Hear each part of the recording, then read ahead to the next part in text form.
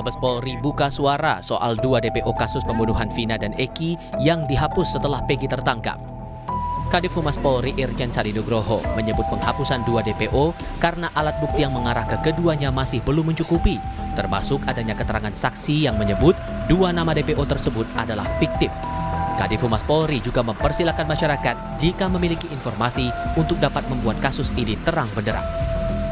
Kasus yang disampaikan oleh Dirkrim Polda Jabar bahwa tadinya DPO ada 3 menjadi 1 karena alat bukti yang mengarah kepada 2 orang ini sampai dengan saat ini masih belum mencukupi.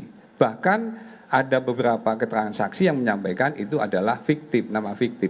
Nah, oleh karena itu masih didalamin, masih dikerjakan. Apabila memang ada keterangan, informasi, tambahan alat bukti, tambahan saksi, ataupun yang lainnya untuk membuat terang benderang tindak pidana ini, tentu saja kepolisian akan sangat berterima kasih. Kasus pembunuhan yang menewaskan Vina dan Eki 8 tahun lalu terus bergulir.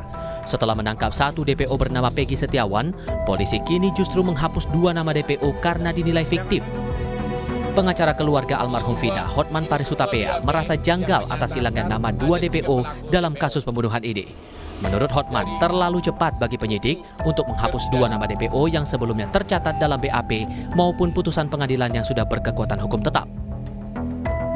Ini semua putusannya, ini putusannya ini semua, di bagian akhir dari putusan itu jelas-jelas disebutkan ada 3 DPO.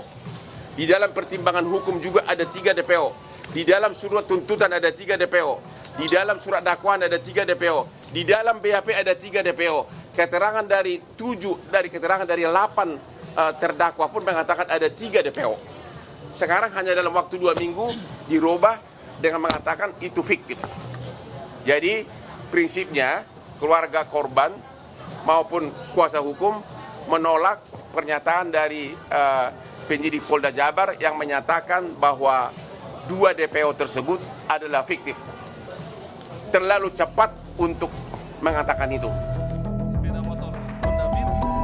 Sebelum Peggy ditangkap polisi Selasa 21 Mei lalu, polisi menyebut ada 3 DPO dalam kasus pembunuhan Vina dan Eki. Setelah ditetapkan sebagai tersangka dan ditahan di Mapolda Jawa Barat, Peggy Setiawan bakal dibela puluhan kuasa hukum dari berbagai daerah.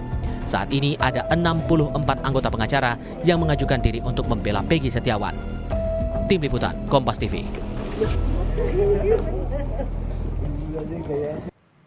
Presiden Joko Widodo sudah meminta Kapolri agar mengusut kasus pembunuhan Vina dan Eki di Cirebon, Jawa Barat harus dikawal dan transparan. Apakah instruksi Presiden Joko Widodo bisa mendorong kasus hukum ini terbuka secara benar setelah kemarin polisi menghilangkan 2 orang DPO di kasus Vina? Kita bahas bersama Guru Besar Fakultas Hukum Universitas Sudirman, Hipnu Nugroho. Prof. Hipnu, selamat sore. Terima kasih sudah bergabung bersama kami. Iya, selamat sore, Mbak. Prof, ini kan sudah menjadi catatan dan disoroti RI1. Apakah dengan hal ini Kapolri bisa bekerja lebih cepat dan transparan untuk menangani kasus Vina? Ya, kita apresiasi ya, karena Presiden itu sebagai atasan langsung Kapolri. 1. Kedua, Polri dalam konstitusi kita itu adalah sebagai pelindung, pengayom, penegak hukum. Dengan demikian, kalau sampai pada pengungkapan kasus Vina tidak, tugas sebagai pengayom, pelindung, penegak hukum gagal. Ini yang saya kira menjadi reputasi Polri ke depan. Karena kalau kita ingat kemarin, Mbak, reputasi Polri trust hasil survei itu agak turun terus. Nah, ini jangan sampai kepercayaan masyarakat terhadap pengungkapan perkara sebagai bentuk pelindungan demikian juga turun. Inilah saya kira Polri bagian cermin pelindungan masyarakat di dalam republik ini. Dengan demikian Presiden memberikan suatu instruksi sangat diapresiasi. Mudah-mudahan Polri begitu cekatan, begitu sigap dalam rangka mengungkap pembuktian. Kalau toh kemarin pembuktian dengan pembuktian langsung, misalkan keluarga, bukti, besok paling tidak pembuktian tidak langsung. Karena bisa mengcounter. Yang 5 ini tidak mengaku bagaimana alasannya. Ada intervensi enggak? Ada rekayasa enggak? Ini yang saya kira trik-trik pengungkapan ini sekaligus akan membuka dan Presiden memberikan apresiasi untuk segera dilanjutkan dalam rangka tuntas sebagai negara bertanggung jawab terhadap rakyatnya, terhadap masalah hukum. Oke, jika memang sudah menjadi sorotan dari Presiden Joko Widodo, lalu bagaimana baiknya atau selayaknya Kapolri harus merespon terkait hal ini? Ya, sebagai bawahan Presiden dan sebagai lembaga yang bertanggung jawab keamanan negara RI di dalam negeri, harus cepat tanggap bahwa pengungkapan perkara itu jelas, kan gitu. Karena sejak awal memang ada suatu tanda petik tidak keberesan kan itu. Oleh karena itu harus petakan apakah ini karena faktor lembaga, apakah ini faktor kejahatannya, ataukah faktor buktinya.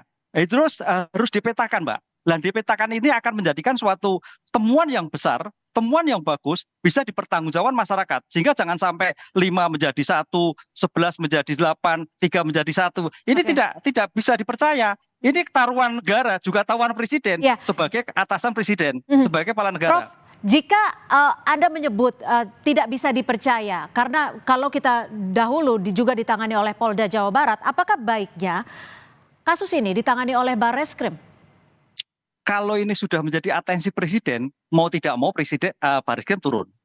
Ini tadinya kan tidak, skup bisa ditangani oleh Polda, tapi ternyata sampai detik ini kan simpang siur untuk menentukan tersangka. Ada bahkan malah melakukan suatu penolakan, tidak bukti. Ya mau tidak mau Barreskrim. Kenapa Barreskrim? Barreskrim mempunyai sarana persasro yang luar biasa, deteksi yang luar biasa, data yang biasa, SDM yang luar biasa. Artinya membackup.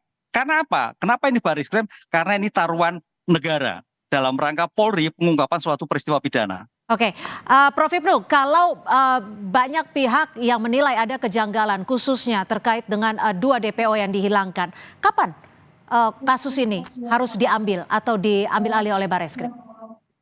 Segera. Begitu Presiden memerintahkan seperti ini, ya mau tidak mau Kapolri memerintahkan Barreskrim untuk mengambil alih. Kan gitu, Mbak. Karena gitu loh. Kita pertanyaan begini loh, kalau kita analogikan, kemarin kan pada waktu itu kan diambil alih oleh Polda, karena ternyata supaya tidak ada konflik interest, kan gitu kan. Sekarang pertanyaannya, kalau di Polda ditangani jangan-jangan ada konflik interest, harus Barreskrim. Ini kan meningkat terus, Mbak. Pertanyaan seperti itu, sehingga kalau Barreskrim betul-betul seandainya ada intervensi, ada kelompok yang tanda petik disembunyikan, itu menjadi jelas penyelesaiannya. Baik, agar lebih terbuka. Terima kasih Prof. Hipnu Nugroho, Guru Besar FH Unsur sudah bergabung dan memberikan perspektif pada kami di Kompas Petang. Selamat sore, Prof.